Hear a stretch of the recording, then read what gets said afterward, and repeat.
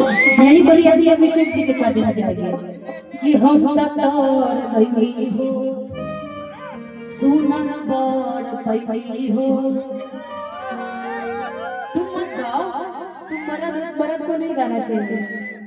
मेरा रो गाएगी, आर्यन गा रही है। लड़की के नाम गाओ। आर्यन के पापा भी अभी लाइव देख रहे थे कि हम तोर गई हो सुनन बड़ पई हो कि अपना राजू के प्यार। मैं क्या करूं उठा लो ऐसे तो नहीं लेकिन मैं गाँव भर में पता नहीं कितने सारे क्या हो गया ऐसे नहीं देवर तो अलग है। ऐसे ही लोग ऐसी औरतों के ना मायके में बहुत सारी प्यार होता है।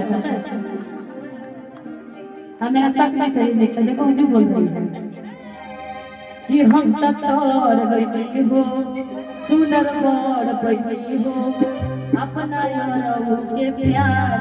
दो बहन चुगली कर रही तो बहुत तीसरी को मैं नहीं लग पाऊंगा।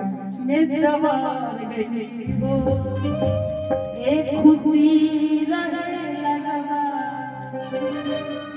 एक खुशी रहे लगवा किस सखी पियवा दुलारे हाय हाय रे सखी पियवा दुलारे।